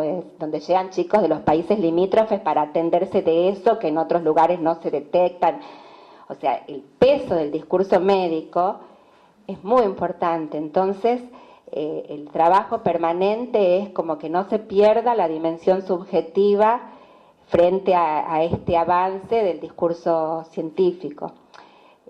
Cuando vos decías algo, Adriana decía recién, y yo me acordaba el doctor Patín, que fue muchos años jefe del Servicio de Salud Mental, y cuando se creó el Hospital Garraham concursó y fue el jefe de salud mental del Garraham hasta el año pasado, 2 años que se jubiló. Es un hombre muy alto, muy grandote. Él contaba siempre que había sido muy deportista en su juventud, y cuando en la residencia, que él hacía la residencia en salud mental, jugaba en el equipo del hospital con los pediatras, ¿no? O sea, entonces siempre contaba que claro, que iba a jugar y todo, y al día siguiente trabajaba en interconsulta, y entonces iba con la caja de juegos, metiéndose en las salas donde uno, tiene que trabajar y jugar con los chicos, no hay el reparo del consultorio y la intimidad, nada, es ahí, ¿no? Al lado de la cama. Y entonces él siempre refería esto, ¿no? De lo que para lo que todos le decían, vos que venís con tu cajita de juegos, ¿no? Pero que sin embargo lo seguían convocando en relación a la efectividad, ¿no? O sea, en la medida en que él podía como bancarse las cargadas y, ¿no? Y poder sostener su función, me parecía siempre como algo muy ejemplificador de lo que intentábamos articular hace un rato y transmitir de la efectividad del psicoanálisis, ¿no? Como les decía, entonces la inclusión tiene que ver con justamente sostener la dimensión subjetiva frente a los avances de la ciencia, y yo les diría, y de la economía de mercado también, ¿no? Y favorecer el despliegue de lo dilemático, ¿no?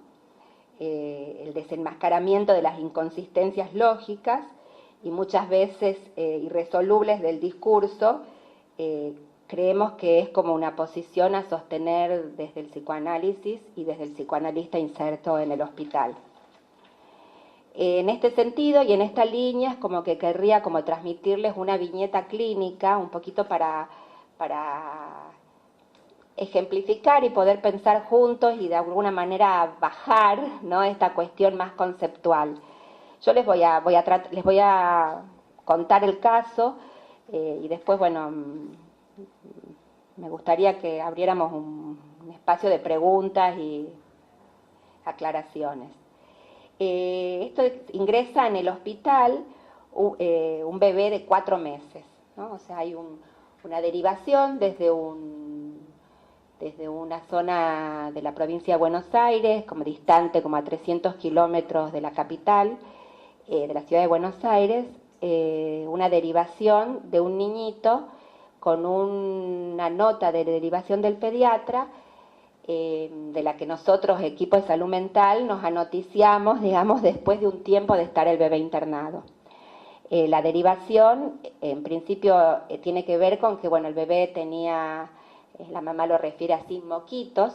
Ella consulta al pediatra, el pediatra le indica una placa de tórax, que es algo que se suele hacer en esas situaciones, y el pediatra le dice que, bueno, que él tiene un diagnóstico, o sea, como que tiene que afinar el diagnóstico, que él tiene una presunción diagnóstica y que la deriva al Hospital de Niños de Buenos Aires para que lo que él le transmite es, bueno, un centro especializado, seguramente lo van a internar y en pocos días van a tener todos los estudios necesarios para saber qué es lo que le pasa.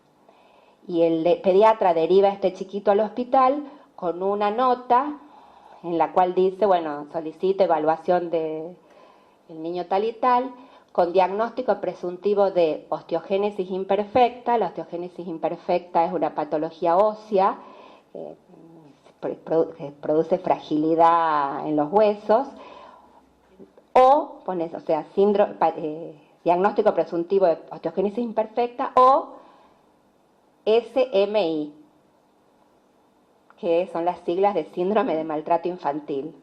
Pero bueno, no les dice a los padres, le dice, bueno, tiene estos dos diagnósticos, en el hospital de niños van a descartar de qué se trata. O sea, el médico sospecha, ¿por qué? Porque en la radiografía se encuentra con múltiples fracturas costales. O sea, para un niñito de un bebé de 4 meses, bueno, el chico lo traen los padres, ambos padres vienen con el chico al hospital, cuentan el caso, la situación en la guardia del hospital, muy alertada de estas situaciones, lo interna, se comunica con el pediatra explica su estrategia, ¿no? O sea, como que él sospechó de esto, pero bueno, como que para poder comprobar algo de esto hay que un trabajo que es muy difícil realizar en forma ambulatoria y sin los articuladores de una institución donde hay, bueno, múltiples, el trabajador social, el pediatra, el traumatólogo, el radiólogo, bueno, el psicólogo. La verdad que en ese momento recuerdo que fue como muy elogiada la actitud de este pediatra, ¿no? Tan elogiada que los médicos decían, seguro que se forma acá, ¿no? Debe ser un ex residente del hospital, ¿no? Como esta cosa de, bueno, que haya podido como advertir esto y además un manejo muy inteligente de cómo conseguir que esta gente llegue al hospital, digamos, y que... Sí, y también incluir aquí la importancia de la ley, y les voy a decir por qué, y de la ley escrita. Porque hay protocolos que dicen qué se hace frente a esto. Y estos protocolos, cuando se los respeta, nos protegen de los prejuicios. Y ahora me van a entender por qué lo digo. Porque este pediatra se manejó de esta manera, los médicos del hospital dijeron, debe ser un ex residente acá, pero no lo dijeron a eso en el primer momento. Lo dijeron avanzado el caso y cuando lo que les voy a contar ahora se fue desarrollando. En un principio llegó con estos dos diagnósticos y se lo empezó a estudiar para osteogénesis imperfecta. O sea, se buscaba no sé, la prueba clínica que confirmara ese diagnóstico. O sea, todo el tiempo lo que se estaba buscando es, bueno, este chico en el pueblo donde vive no tiene posibilidad de que se lo estudie para esto, ¿no? Ya que traje recién el ejemplo de la fibrosis quística, sería algo así, bueno, un chico que no sé, que tiene, no importa, problemas respiratorios, ¿no? En el lugar donde vive y no se cura y demás, bueno, que vaya al hospital de niños a ver si le diagnostican la fibrosis quística. Entonces a este chico, bueno, a ver si se diagnostica con nombre y apellido el síndrome, la osteogénesis imperfecta. Pero bueno, se avanzan los estudios y todo daba normal. Entonces realmente la convocatoria al servicio de salud mental, que también un poco por protocolos debería haber sido algo desde el inicio, se demora, pero llega un momento en que se vuelve algo ineludible. Porque bueno, generalmente nos convocan cuando los estudios clínicos no coinciden con cuando hay un, ¿no? O sea, los estudios clínicos, ¿cuándo nos llaman? Cuando les duele y no les debería doler, cuando, qué sé yo, cuando están más tiempo internados de los que deberían estar porque ya se tendrían que haber curado, ¿no? Digo, cuando aparece esa ansia entre lo que subjetivamente se produce y aquello que la ciencia espera, ¿no? O sea, cuando los antibióticos se cumplen según protocolos, según los estudios y los papers y demás, y sin embargo el paciente no responde. Ahí se nos convoca, dentro de la interconsulta en el hospital.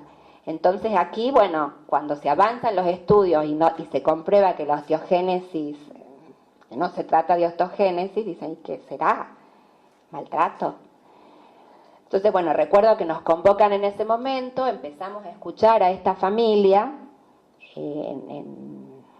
bueno, hay como cosas que nos llaman la atención en relación a eso, planteamos el continuar trabajando porque, bueno, nos parece que es un diagnóstico posible, ¿no? En relación a lo que se escucha, y fue, o sea, muy, muy difícil, porque éramos más o menos, bueno, esta gente de salud mental era como, bueno, avancen, digamos, con esto, pero era como el prejuicio, digamos, porque los médicos decían, pero si la madre es una madre amorosa y está siempre al lado de él, ¿y cómo va a ser el padre si el padre no se negó nunca a estar acá, ni se negó a las entrevistas?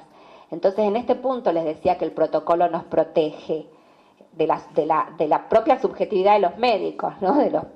No de los médicos, sino de cada sujeto que ejerce de médicos, ¿no? La subjetividad de cada cual, porque bueno, porque más allá de las resistencias y los prejuicios, en algún momento esto es algo que hay que cumplir, ¿no?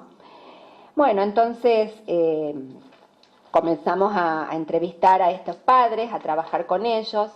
En ningún momento hubo como oposición a que esto se produjera, y lo primero que nos llama la atención es que cuando se le pide a la familia el relato de lo que de la cotidianidad del niño, bueno, de por qué consultaron, cómo consultaron, la madre del niño refiere que el niño nunca lloró manifestando dolor, que ni apareció nunca con marcas, ¿no? O sea,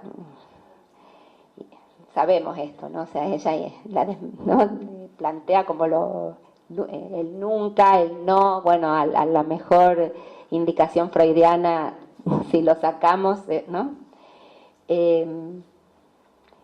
Dice que el niño no se cayó, con Y, ¿no? No se cayó.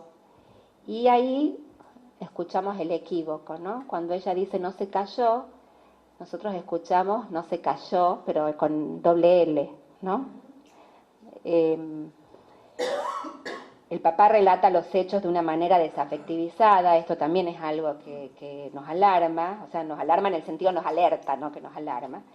No parece preocupado en demasía por lo que le pasa a su hijo, y dice que para él es un misterio. Piensa que se trata de algo de nacimiento, aunque agrega que con su esposa están planeando qué medidas tomar para proteger al niño. Manifiestan no poder imaginar lo que sucede y se inclinan, y ahí, bueno, es interesante cómo se produce un entrecruzamiento y una solidificación de los discursos, porque ellos se inclinan por la patología orgánica, que además llevan un buen tiempo en el hospital en el cual se estuvo investigando la patología orgánica, ¿no? Que además es necesario. Uno dice, bueno, hay que descartar, pero lo interesante es que no se produce en forma simultánea, ¿no? Están molestos, dicen ellos, por el interrogatorio que se les hizo al ingreso, como si los médicos sospecharan de un maltrato.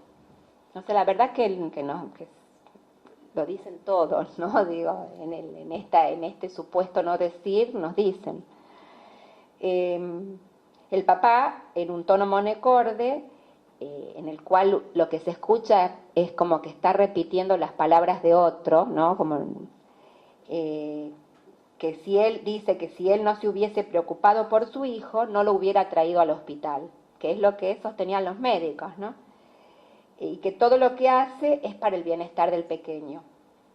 La madre llora y el papá se describe como nervioso, mientras dice que la madre es tranquila y se traga todo. Es en este momento en que el equipo tratante decide presentar el caso, no es que decide, en realidad es también, digámoslo así, de protocolo. O sea, ¿no? Cuando hay situaciones de este tipo, el comité tiene un registro de estas situaciones. A veces son más dilemáticas, hay que discutir, y en otras situaciones hay acuerdo o no hay cuestiones que a los profesionales les plantee preguntas, pero sí hay un registro de estos casos en los que generalmente después se va a dar intervención a la justicia. Los profesionales le informan a los padres que se presentó este caso en el comité y que el comité dio intervención al Consejo de Niños, Niñas y Adolescentes, informando sobre el estado del bebé al ingreso al hospital. O sea, que llegó un bebé con múltiples fracturas costales, que se lo estudió para osteogénesis imperfecta y se descartó, y que el otro diagnóstico posible tiene que ver con el síndrome de maltrato infantil, sobre el cual hay una alta sospecha y se está trabajando en esta línea. ¿Eso se le comunica a los padres? A los padres se les comunica que se dio intervención al consejo.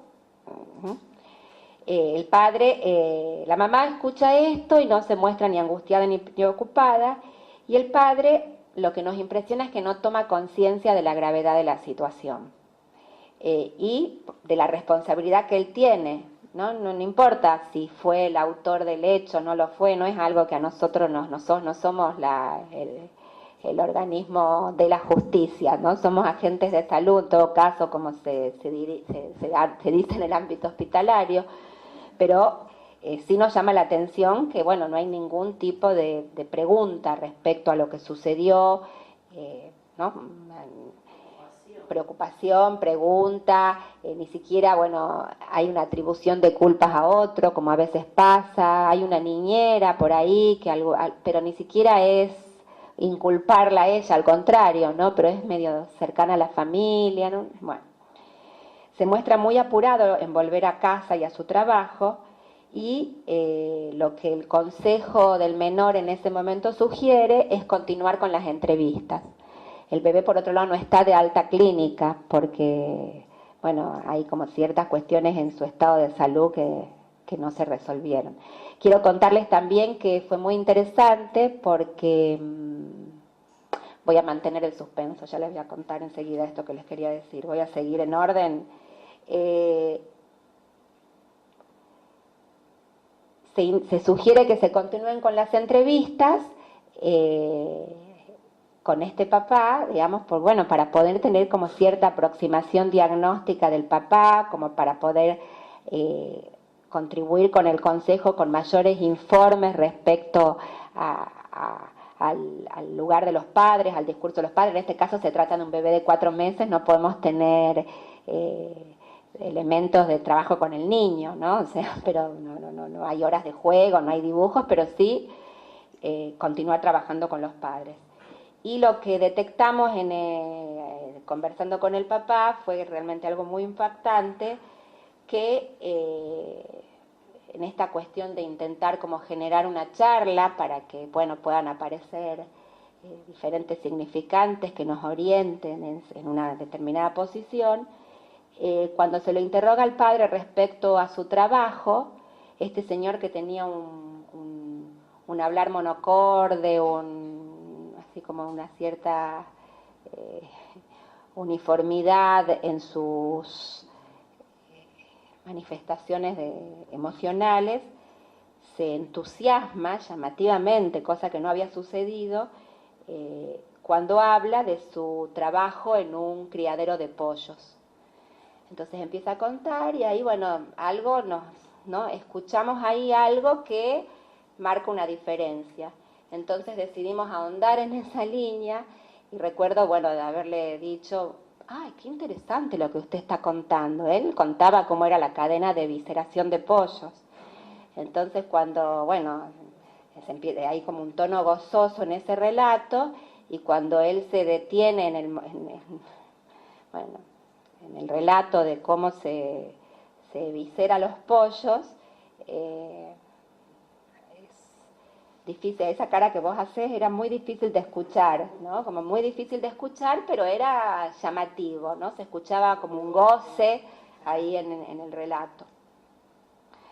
Y bueno, y este goce que muestra por primera vez en estas entrevistas orienta, digamos, al profesional que está escuchando. Y cuando con este elemento, ¿no? Es como que nos permite como volver a hablar con los médicos e insistir respecto a, bueno, a lo que nosotros pensamos que realmente puede ser que se trate del otro diagnóstico pediátrico, ¿no? Y bueno, sigue existiendo, habiendo mucha resistencia, hasta que frente a nuestra insistencia, un médico se le ocurre, dice, bueno, pero entonces, ¿por qué en vez de que...? Porque ya le habían hecho todas las radiografías que se indican en estos casos, ¿no? Radiografías de huesos largos, de tórax.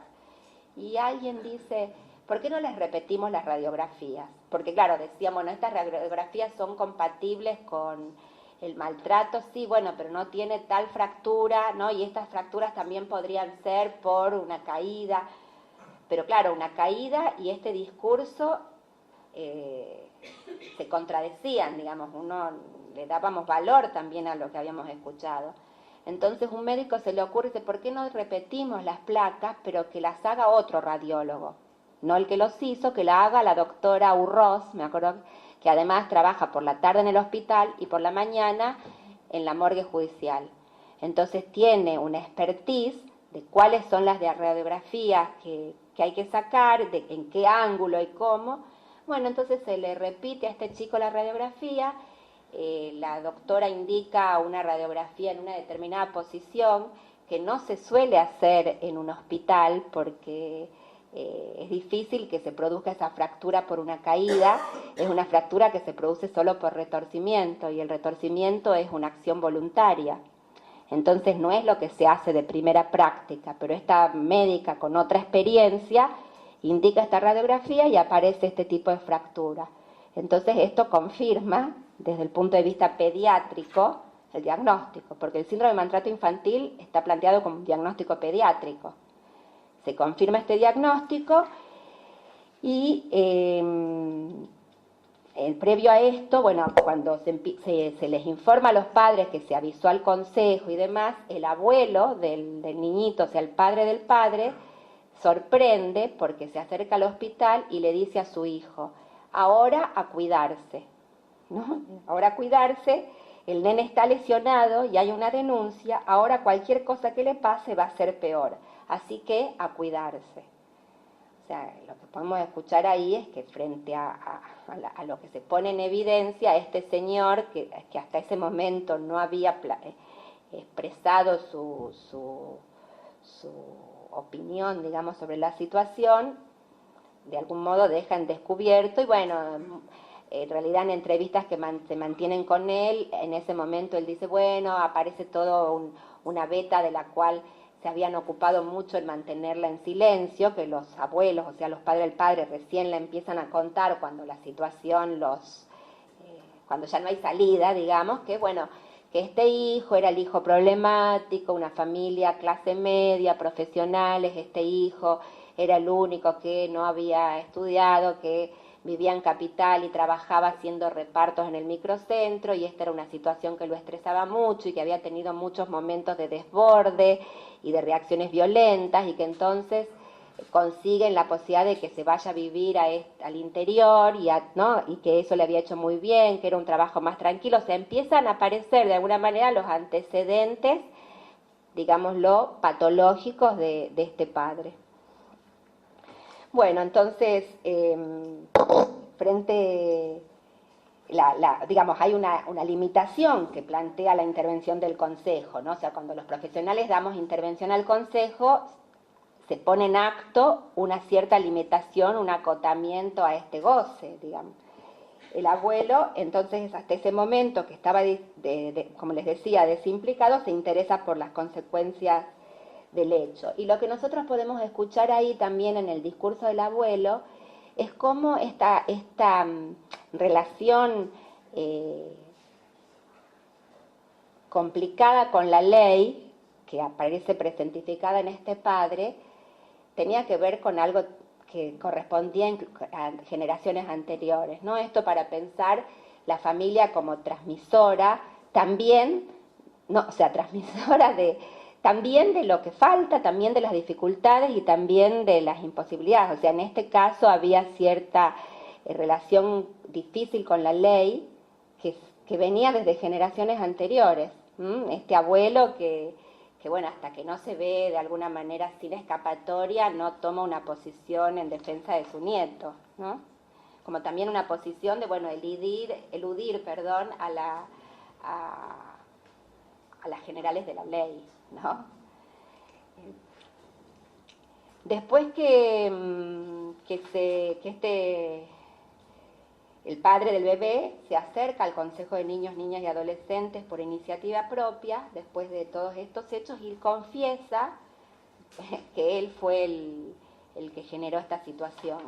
Y al día siguiente se acerca al hospital y pide hablar con el psicoanalista y le cuenta nuevamente lo mismo, que él, lo que había dicho en el consejo, ¿no? Pero lo cuenta con una tranquilidad muy llamativa, sin angustiarse, y lo que dice es que sintió unos impulsos irrefrenables de violencia sobre su hijo, y que ésta se incrementó porque veía que su hijo era incapaz de defenderse. Entonces dice, un flash, así refería él, me movió a apretarlo y sacudirlo. Y relata esto así como sin arrepentimiento y culpa. La salud del bebé está fuera de peligro, la salud física, ¿no? O sea, y el consejo autoriza que el niño se retire con la madre. Y da intervención al consejo zonal, como ellos eran de provincia, se pasa el caso del consejo de Ciudad de Buenos Aires al consejo zonal.